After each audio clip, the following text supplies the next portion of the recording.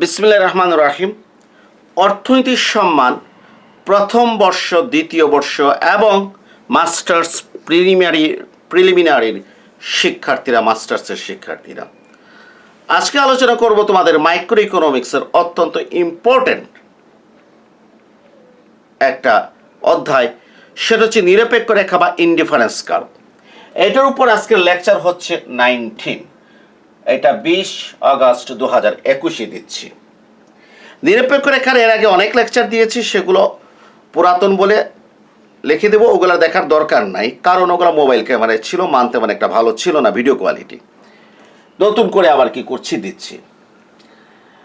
এবং যখন আমার লেকচারটা শেষ হবে তখন স্ক্রিনে দেখবে আমার প্লে লিস্টগুলো থাকবে, ক্লিক করলেই তোমরা আমার প্লে লিস্টে চলে যাবে। এক একটা প্লে লিস্টে 80-90টা ক্লাস আছে। একটু দয়া করে খুঁজে বের করবে কোন ক্লাসটা তোমার কি প্রয়োজন, এবং আমার ক্লাসগুলো ধারাবাহিকভাবে যদি দেখো তাহলে সহজ হবে। নিরপেক্ষ রেখার মতো যদি একটা অধ্যায় আমার 19 নম্বর লেকচার, তুমি যদি এটা হঠাৎ করে যদি 19 নম্বর লেকচার দেখো তাহলে এটা তোমার জন্য কঠিন হয়ে যাবে। তুমি মনে করবে নিরপেক্ষ রেখা অত্যন্ত কঠিন, আসলে অত্যন্ত সহজ একটা অধ্যায়। দয়া করে 1, 2, 3, 4 প্রথম থেকে ক্লাসগুলো কি করবে দেখবে। যারা বলবে এত ক্লাস দেখবো কীভাবে, আমি বলবো তাদের জন্য অর্থনীতি নয়।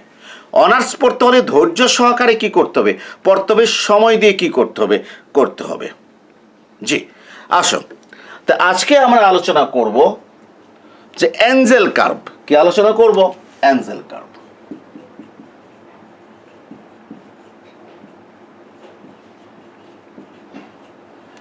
এঞ্জেল কার্ভ, এই এঞ্জেল কার্ভটা কিন্তু আমাদের ইয়েতে আসে, যে খুবই কি ইম্পর্ট্যান্ট, এবং এটা আমাদের পরীক্ষাতে কি আসে, এঞ্জেল কার্ভটা। ঠিক আছে, তো এটা হচ্ছে আজকের আমাদের আলোচ্য বিষয়। আমরা গত ক্লাসে আলোচনা করেছি ইনকাম কনজাম্পশন কার্ভ, আয় ভোগ রেখা। আজকে আয় ভোগ রেখা হতে এঞ্জেল কার্ভ, এটা অপর নাম হচ্ছে আয় চাহিদা রেখা। আমরা আজকে আয় চাহিদা রেখা আমরা কি করব, অঙ্কন করব। তাহলে কাজ কিন্তু আমাদের প্রায় শেষ। দেখো এখানে আমি এক কাজ করি, চিত্রটাকে একটু বড় করার জন্য মুছে ফেললাম। হ্যাঁ,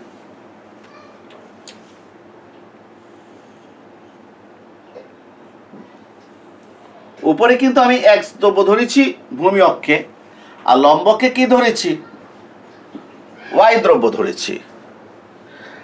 আর নিচের চিত্রে ভূমি অক্ষে কি ধরেছি, এক্স দ্রব্য ধরেছি, লম্বকে কি ধরেছি, আয় ধরেছি। কারণটা কি?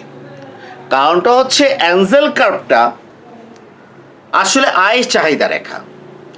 আমরা চাহিদা রেখা বলতে বুঝি সাধারণত দাম চাহিদা রেখা, অর্থাৎ দাম আর চাহিদার ভিতরে সম্পর্ক নির্দেশকারী রেখাটাকে আমরা চাহিদা রেখা বলি। প্রকৃতপক্ষে এটা হচ্ছে দাম চাহিদা রেখা। ঠিক একইভাবে আয় এবং চাহিদার ভিতরে সম্পর্ক নির্দেশকারী রেখা হচ্ছে আয় চাহিদা রেখা, এবং এইটা একজন বিখ্যাত অর্থনীতিবিদ এঞ্জেলের নামে, এঞ্জেল কার্ভ নামে পরিচিত। এখন আসো, যে প্রথমে আমাকে আয় ভোগ রেখা অঙ্কন করতে হবে, এবং এইটা সম্পর্কে আমরা প্রথম ক্লাসে আমরা কি করেছি, আমরা আলোচনা করেছি। I1 by PY1, I1 by PX1, I2 by PX1। দাম স্থির, আয় বেড়ে যাওয়ার কারণে আমার বাজেট রেখা উপরের দিকে চলে গিয়েছে, I2 বাই PY1। আমি একটা আয় ভোগ রেখা আঁকলাম এইভাবে ডান দিকে ঊর্ধ্বগামী। আঁকা কি হয়েছে? যারা গত ক্লাস করেছো তারা বলবে না, আঁকাটা শুদ্ধ হয় নাই। কেন শুদ্ধ হয় নাই? কারণ আয় ভোগ রেখার প্রত্যেকটা বিন্দু দুটি দ্রব্যের ভারসাম্য সংমিশ্রণ প্রকাশ করে। তো এখানে তো এই যে আয় ভোগ রেখার দুটো বিন্দু, আমরা দুটো বিন্দু দিয়ে অঙ্কন করেছি, ভারসাম্য সংমিশ্রণ প্রকাশ করে, এইটাতে দেখাচ্ছে না। ভারসাম্য সংমিশ্রণটা কখন নির্ধারিত হয়? যখন নিরপেক্ষ রেখা এবং বাজেট রেখা পরস্পর কি করে, স্পর্শ করে। অতএব এখানে একটা নিরপেক্ষ রেখা আমাকে কি করতে হবে, আঁকতে হবে। এখানে একটা নিরপেক্ষ রেখা আমাকে আঁকতে হবে। IC1 নিরপেক্ষ রেখা, IC2 নিরপেক্ষ রেখা, E1 বিন্দু, E2 বিন্দু। এই তো আমার কি হয়ে গেল, যে আমার আইবুক রেখা অঙ্কন হয়ে গেল।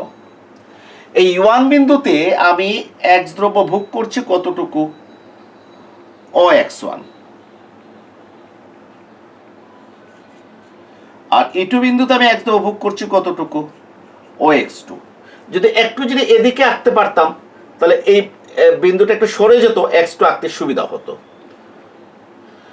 তাহলে যে আমার আইবুক রেখার E1 বিন্দুতে আমি x দ্রব্য ভোগ করছি OX1, E2 বিন্দুতে OX2। এই যে আমার OX1 ভোগটা এটা কোন আয়ের সাথে রিলেটেড, E1 বিন্দুতে আয় কত, I1 আয়ের সাথে রিলেটেড। OX2 ভোগ বা ক্রয় এটা কোন আয়ের সাথে রিলেটেড, E2 বিন্দুটা I2 আয়ের সাথে রিলেটেড। আমি যেহেতু আয় চাহিদা রেখাটা x দ্রব্যে রাখবো, সেই জন্য আমি y দ্রব্যের পরিমাণটা এদিকে আর কি টানলাম না।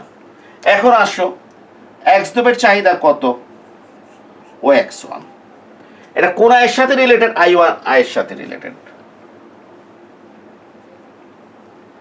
মনে করে এটা হচ্ছে I1 আয়। এই I1 আয়ের সাথে OX1 চাহিদার পরিমাণটা আমরা এই কম্বিনেশন বিন্দুটা আমরা দেখালাম এখানে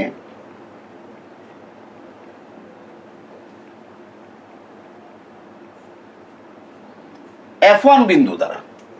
এই F1 বিন্দুটা উপরের চিত্রে কার প্রতিনিধিত্ব করছে, E1 বিন্দুর প্রতিনিধিত্ব করছে। কারণ E1 বিন্দুতে x দ্রব্য ভোগের পরিমাণ OX1 আর ভোক্তার আয় I1 নির্দেশ করে, এবং এইটার আমি এখানে টেনে নিয়েছি। এখন আসো এখানে x দ্রব্যের ভোগের পরিমাণ E2 বিন্দুতে কত, OX2। আমি এটা কোন আয়ের সাথে রিলেটেড, I2 আয়ের সাথে রিলেটেড, I2।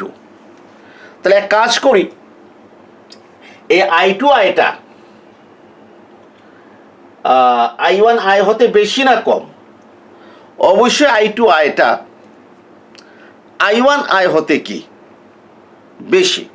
বেশি বলেই তো বাজারটাকে উপরের দিকে গিয়েছে, তাহলে I2 এর অবস্থা I1 এর উপরে হবে, I2 এর অবস্থানটা I1 এর উপরে হবে। এখন I2 আর X2 এর কম্বিনেশন বিন্দুটা আমরা লক্ষ্য করি, এটাকে আমরা নির্দেশ করলাম F2 বিন্দু দ্বারা। এই F2 বিন্দু উপরের চিত্রে E2 বিন্দু প্রতিনিধিত্ব করছে। এখন F1 আর F2 বিন্দু যোগ করে আমরা আয় চাহিদা রেখা পাবো, যেটাকে বলা হয় এঞ্জেল কার্ভ বলা হয়। এই আয় চাহিদা রেখাটা আমি সরল আকৃতির করে আঁকতে পারি, আবার এই ভূমি অক্ষের দিকে উত্তল আকৃতির করে আঁকতে পারি, আবার লম্ব অক্ষের দিকে উত্তল আকৃতির করে আঁকতে পারি, আবার ভূমি অক্ষের দিকে অবতল আকৃতির করে আঁকতে পারি। সোজা কথা, আইবুক রেখা এইভাবে সরল আকৃতির করে আঁকতে পারি, ভূমি অক্ষের থেকে উত্তল আকৃতির করে আঁকতে পারি, অবতল আকৃতির করে আঁকতে পারি। আমি কি করলাম, এটাকে এই যে আইবুক রেখা অঙ্কন করেছি, আয় চাহিদা রেখা অঙ্কন করেছি, যেটাকে আমরা বলি এঞ্জেল কার্ভ। এটা ভূমি অক্ষের দিকে উত্তল করে অঙ্কন করেছি। এই যে এঞ্জেল কার্ভটা ভূমি অক্ষের দিকে উত্তল করে অঙ্কন করেছি, এখানে এই X দ্রব্যটা কিন্তু বোঝা যাবে এটা খাদ্যদ্রব্য বা নিত্য প্রয়োজনীয় দ্রব্য বা কৃষিজাত দ্রব্য, এগুলা নির্দেশ করে। আর এঞ্জেল কার্ভটা যদি ওই ভূমি অক্ষের দিকে যদি অবতল আকৃতির হয়, হ্যাঁ, তবে শর্ত হচ্ছে লম্বকে আয় আর ভূমি অক্ষে X দ্রব্য ধরলে। যদি ভূমি অক্ষে আয় আর লম্বকে যদি X দ্রব্য ধরা হয়, তাহলে কিন্তু আমার বক্তব্যটা উল্টে যাবে। আমি এখানে চিত্রটা অঙ্কন করেছি ভূমি অক্ষে X দ্রব্য ধরে আর লম্বকে আয় ধরে। এই জন্য এঞ্জেল কার্ভটা যদি ভূমি অক্ষের দিকে উত্তল আকৃতির হয়, তাহলে দ্রব্যটা খাদ্যদ্রব্য হবে বা নিত্য প্রয়োজনীয় দ্রব্য হবে বা কৃষিজাত দ্রব্য হবে। আর ভূমি অক্ষের দিকে যদি অবতল আকৃতির হয়, তাহলে এটা সাধারণত বিলাস জাতীয় দ্রব্য হবে। আমরা সরল আকৃতির কথা বলেছি, তবে আসলে বাস্তবে এঞ্জেল কার্ভটা হয় ভূমি অক্ষের দিকে উত্তলাকৃতির হবে অথবা অবতলাকৃতির হবে। এখন আসো এটার কারণ একটু ব্যাখ্যা করব। যে বিখ্যাত অর্থনীতিবিদ অ্যাঞ্জেল, উনি আয় এবং চাহিদার ভিতরে, দ্রব্যের চাহিদার ভিতরে সম্পর্ক বিশ্লেষণ করেছেন। উনি সম্পর্ক বিশ্লেষণ করে দেখিয়েছেন যে খাদ্যদ্রব্য বা নিত্য প্রয়োজনীয় দ্রব্য বা কৃষিজাত দ্রব্য, এগুলার আয় যে হারে বাড়ে, চাহিদা তার চেয়ে কম হারে বাড়ে। অর্থাৎ ওনার গবেষণালব্ধ তথ্য বলছে যে খাদ্যদ্রব্য, কৃষিজাত দ্রব্য বা নিত্য প্রয়োজনীয় দ্রব্যের আয় যে হারে বাড়ে, চাহিদা তার চেয়ে কম হারে বাড়ে। মনে করো আয় বেড়েছে 20%, তাহলে চাহিদা বাড়বে 20%-এর চেয়ে কম, 15%, 10% বা 8% বা 5%। এর কারণ কি? এর কারণটা হচ্ছে মানুষ কিন্তু তার প্রাথমিক আয় দিয়ে প্রথমে নিত্য প্রয়োজনীয় দ্রব্য এবং বা খাদ্যদ্রব্যের চাহিদাটা পূরণ করে। আমরা কৃষিজাত দ্রব্য কেন বলেছি? ওই খাদ্যদ্রব্যটা মূলত কি? কৃষিজাত দ্রব্য। তা মানুষ তার আয় দিয়ে প্রথমে নিত্য প্রয়োজনীয় দ্রব্য এবং খাদ্যদ্রব্যের চাহিদা পূরণ করে। এরপরে যদি তার আয়টা যদি বাড়ে, তাহলে সে কি করে? আস্তে আস্তে বিলাস জাতীয় দ্রব্যের দিকে সে চলে যায়। তার বিলাস জাতীয় দ্রব্যের চাহিদা দ্রুত বাড়ে। আয় বাড়ার সাথে সাথে সে তার খাদ্যমানটাকে সে কি করে? হয়তো আগের চেয়ে উন্নত করে। ফলে খাদ্যদ্রব্যের চাহিদা বাড়বে, এটা আমরা অস্বীকার করছি না, কারণ বাড়ার হারটা কি হয়? কম হয়। কারণ একজন মানুষ কতটুকু খেতে পারবে? তো সে তার বৃদ্ধিপ্রাপ্ত আয়টাকে, তার জীবনটাকে আরামপ্রদ করার জন্য আরও অনেক দ্রব্য আছে যেগুলো সে ভোগ করতে পারে, যেটা হচ্ছে অর্থনীতির ভাষায় বিলাস জাতীয় দ্রব্য। অর্থাৎ আয় বাড়লে বিলাস জাতীয় দ্রব্যের চাহিদা খুব বেশি হারে বাড়ে। হয়তো দেখা গিয়েছে আয় বেড়েছে 20%, বিলাস জাতীয় দ্রব্যের চাহিদা বৃদ্ধি পেয়েছে 20%-এর চেয়ে উপরে। যেহেতু যে নিত্য প্রয়োজনীয় বা খাদ্যদ্রব্য বা কৃষিজাত দ্রব্যের চাহিদাটা আয় বাড়ার তুলনায় কম বাড়ে, সেই জন্য এদের আয়ভোগ রেখাটা ভূমি অক্ষের দিকে, এই যে চাঁদের মতো ভূমি অক্ষের দিকে উত্তলাকৃতির হয়। এই জন্য আমরা বলি যে ভূমি অক্ষের দিকে যদি উত্তলাকৃতির হয়, আয় চাহিদা রেখা, আমি আয়ভোগ রেখা বলে থাকলে ভুল হবে, আয় চাহিদা রেখা মানে অ্যাঞ্জেল কার্ভ, উপরটা হচ্ছে আয়ভোগ রেখা। অ্যাঞ্জেল কার্ভ যদি ভূমি অক্ষের দিকে যদি উত্তলাকৃতির হয়, এই জন্য আমরা বলি যে এটা স্বাভাবিক, খাদ্যদ্রব্য বা নিত্য প্রয়োজনীয় বা কৃষিজাত দ্রব্য হবে। আমি কারণটা ব্যাখ্যা করছি। এখানে তো চিত্রটা একটু ছোট, এই জন্য একটু বড় করে কি করছি দেখাচ্ছি। এই দেখো আমি অ্যাঞ্জেল কার্ভটা অঙ্কন করেছি। এটা ভূমি অক্ষের দিকে কি হয়েছে? উত্তলাকৃতি। একটু লক্ষ্য করো,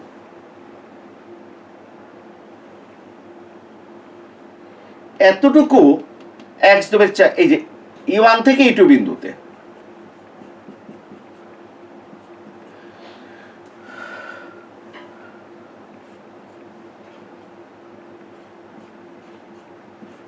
E1 থেকে E2 বিন্দুতে এক্স দ্রব্যের চাহিদা বৃদ্ধি করেছি E1 কে,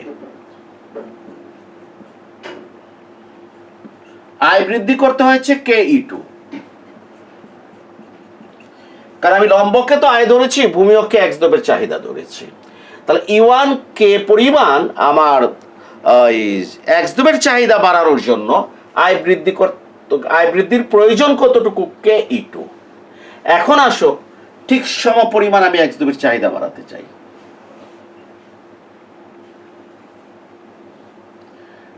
ঠিক এই E1 কে এর সম পরিমাণ আমি এক্স দ্রব্যের চাহিদা বাড়াতে চাই। E2H, E2H, এই E2H-টা কার? এই E2H-টা E1 কে এর সমান। সমপরিমাণ আমি এক্স দ্রব্যের চাহিদা বাড়াতে চাই। এখন আমার আয় বাড়ার প্রয়োজন কতটুকু? আয় বাড়ার প্রয়োজন হচ্ছে কত? E3H, E3H। একটু লক্ষ্য করো, যদি কে E2 পরিমাণ যদি আমার আয় বৃদ্ধি পায়, তাহলে খাদ্যদ্রব্যের চাহিদা আমার বাড়ছে কত? E1 কে। এরপরে দেখা যায় যে সমপরিমাণ খাদ্যদ্রব্যের চাহিদা বাড়ানোর জন্য আমার আয় বাড়ার প্রয়োজন কতটুকু, HE3, যেটা KE2-র চেয়ে HE3 আমরা চোখে দেখতেছি উত্তর হওয়ার কারণে অনেক বড়। এর মানে একই পরিমাণ খাদ্যদ্রব্যের চাহিদা বাড়ানোর জন্য আয় বৃদ্ধির পরিমাণটা খুব বেশি হতে হবে। এর মানে কি, আয় যে হারে বাড়ে খাদ্যদ্রব্যের চাহিদা তার চেয়ে কম হারে বাড়ে। ব্যাখ্যা তো আগেই দিয়েছি, কারণ খাদ্যদ্রব্যের চাহিদা আমরা প্রাথমিক অবস্থায় পূরণ করি, ফলে আয় বাড়লে আমরা একটু গুণগত মান উন্নত করার চেষ্টা করি। এই জন্য আয় যে হারে বাড়ে খাদ্যদ্রব্যের চাহিদা তার চেয়ে কম হারে বাড়ে। আর তার চেয়ে কম হারে বাড়তে হলে এই রেখাটা ভূমধ্যরেখার দিকে উত্তর আকৃতির হতে হবে। আর কম হারে বাড়লে আমরা বুঝিয়ে ফেলবো x দ্রব্যটা হচ্ছে নিকৃষ্ট দ্রব্য, x দ্রব্যটা হচ্ছে নিত্য প্রয়োজনীয় দ্রব্য। আগে ভুল বলেছি, নিকৃষ্ট ভুল বলেছি। x দ্রব্যটা হচ্ছে নিত্য প্রয়োজনীয় দ্রব্য বা স্বাভাবিক দ্রব্য, বাকি আবার ভুল বলেছি, নিত্য প্রয়োজনীয় দ্রব্য, স্বাভাবিক না, নিত্য প্রয়োজনীয় দ্রব্য বা খাদ্য দ্রব্য, ঠিক আছে, বা তোমার কৃষিজাত কি দ্রব্য। এবং এই ব্যাখ্যাটা কিন্তু আর্নেস্ট এঞ্জেলের পক্ষ থেকে কি এসেছে। এই জন্য এই আয় চাহিদা রেখাটা এঞ্জেল কার্ভ নামে পরিচিত। এই আয় চাহিদা রেখার আকৃতির উপর বেস করেই উনি মন্তব্য করেছেন কোনটা বিলাসজাতীয় দ্রব্য আর কোনটা খাদ্যজাত বা কৃষিজাত দ্রব্য। এবং ওনার এই তত্ত্বটা আন্তর্জাতিক বাণিজ্য বিশ্লেষণে গুরুত্বপূর্ণ ভূমিকা পালন করেছে।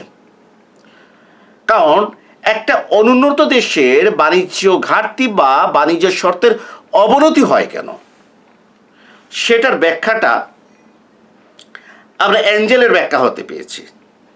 কেন? কারণ যে সাধারণত উন্নয়নশীল দেশ বা অনুন্নত দেশ, এদের অর্থনীতি হচ্ছে কৃষি নির্ভর। ফলে তারা বিদেশে যে পণ্যটা রপ্তানি করে সেটা হচ্ছে কৃষিজাত দ্রব্য বা খাদ্যদ্রব্য। এবং দেখা যায় যে অর্থনীতিতে আয় যে হারে বাড়ে, অ্যাঞ্জেলের বক্তব্য অনুযায়ী খাদ্যদ্রব্য বা কৃষিজাত দ্রব্যের চাহিদা তার চেয়ে কম হারে বাড়ে, তার চেয়ে কম হারে বাড়ে। অন্যদিকে যে শিল্পোন্নত দেশগুলো যে পণ্যগুলো রপ্তানি করে সেগুলো হচ্ছে শিল্পজাত পণ্য হওয়ার কারণে বিলাসজাতীয় দ্রব্য, এবং এগুলোর সাধারণত আয় বাড়লে অ্যাঞ্জেলের বক্তব্য অনুযায়ী চাহিদা বেশি হারে বাড়ে। তাহলে আয় বৃদ্ধির সাথে সাথে কৃষিজাত পণ্যের চাহিদা বাড়ার তুলনায় বিলাসজাতীয় পণ্যের চাহিদাটা অধিক হারে বাড়ার কারণে আন্তর্জাতিক বাজারে বিলাসজাতীয় পণ্যের দামটা বেশি বাড়ে কৃষি পণ্যের তুলনায়। ফলে দেখা যায় যে যারা বিলাসজাতীয় দ্রব্য রপ্তানি করে তাদের বাণিজ্য শর্তের উন্নতি ঘটে, আর যারা কৃষি পণ্য রপ্তানি করে তাদের বাণিজ্য শর্তের কি হয়, অবনতি ঘটে। তাহলে প্রিয় শিক্ষার্থীরা, আমরা আয়ভোগ রেখা হতে কি করেছি, আমরা অ্যাঞ্জেল কার্ভ কি করেছি, আমরা অঙ্কন করেছি। আয়ভোগ রেখা হতে অ্যাঞ্জেল কার্ভ অঙ্কন করেছি। তোমাদের প্রশ্ন আসতে পারে, দামভোগ রেখা এবং আয়ভোগ রেখার ভিতরে কি করো, পার্থক্য আলোচনা করো। তা আমার যে দামভোগ রেখা সম্পর্কে যে লেকচার এবং আয়ভোগ রেখা সম্পর্কে যে লেকচার, এই দুটো মিলালে তোমরা পার্থক্যটা বলতে পারবে। দামভোগ রেখাটা যে দুটো দ্রব্যের ভারসাম্য সংমিশ্রণ নির্দেশ করে, যেখানে যেখানে ভোক্তার আয় অপর দ্রব্যের দাম স্থির থাকে আর বিবিচ্য দ্রব্যের দাম একটা পরিবর্তনশীল হয়। আর আয়ভোগ রেখা এটাও দুটি দ্রব্যের ভারসাম্য সংমিশ্রণ প্রকাশ করে, যেখানে দুটি দ্রব্যের দাম স্থির থাকে এবং ভোক্তার আয় পরিবর্তনশীল থাকে। দামভোগ রেখাটা ওই দ্রব্যের নিজস্ব দামের সাথে সম্পর্কিত। কথাগুলো লিখে নিও তোমরা রেকর্ড থেকে। দামভোগ রেখা ওই দ্রব্যের নিজস্ব দামের সাথে কি সম্পর্কিত। আয়ভোগ রেখাটা ভোক্তার আয়ের সাথে সম্পর্কিত। ভোক্তার আয়ের সাথে কি সম্পর্কিত। দামভোগ রেখাতে ভোক্তার আয়টা স্থির থাকে, আয়ভোগ রেখাতে ভোক্তার আয় পরিবর্তনশীল হয়। দামভোগ রেখাতে যে দ্রব্যের দামভোগ রেখা অঙ্কন করা হয় তার দামটা পরিবর্তনশীল হয়। অন্যদিকে আয়ভোগ রেখাতে দুটো দ্রব্যের দাম কি থাকে, স্থির থাকে। দামভোগ রেখার ডান দিকে নিম্নগামী হলে বিবিচ্য দ্রব্যটা সাধারণত স্বাভাবিক দ্রব্য হয়। আয়বুক রেখা ডান দিকে নিম্নগামী হলে ভূমিঅক্ষে ধরা দ্রব্যটা স্বাভাবিক দ্রব্য হয় এবং লম্বক্ষে ধরা দ্রব্যটা নিকৃষ্ট বা গিফেন দ্রব্য হয়। দাম্বুক রেখা ডান দিকে ঊর্ধ্বগামী হলে বিবেচ্য দ্রব্যটি সাধারণত নিকৃষ্ট দ্রব্য হয়। আয়বুক রেখা ডান দিকে ঊর্ধ্বগামী হলে ভূমিঅক্ষে ধরা দ্রব্যটি স্বাভাবিক এবং লম্বক্ষে ধরা দ্রব্যটি অস্বাভাবিক হয়, অর্থাৎ দুটোই স্বাভাবিক। দাম্বুক রেখা বাম দিকে ঊর্ধ্বগামী হলে বিবেচ্য দ্রব্যটি গিফেন দ্রব্য হয়। আয়বুক রেখা বাম দিকে ঊর্ধ্বগামী হলে ভূমিঅক্ষে ধরা দ্রব্যটি নিকৃষ্ট বা গিফেন হয় এবং লম্বক্ষে ধরা দ্রব্যটি স্বাভাবিক হয়। নিচের চিত্রে দাম্বুক রেখা এবং আয়বুক রেখার ভিতরে দুটো রেখার পার্থক্য চিত্রের মাধ্যমে দেখানো হলো। এখানে একটা চিত্র দিয়ে দিবে, যে কোনো একটা দাম্বুক রেখা অঙ্কন করে দেখিয়ে দেব।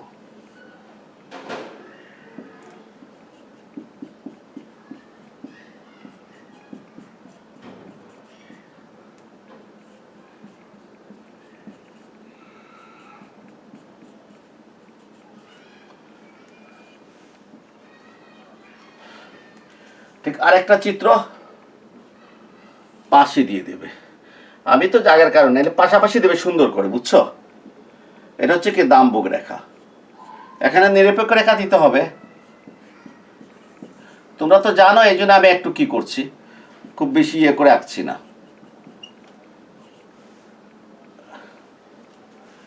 এখানে ওয়াই দ্রব্য, এখানে এক্স দ্রব্য।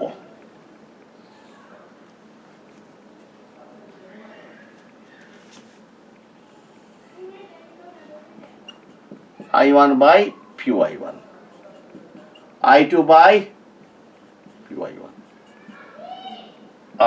I1, I1 by Py1,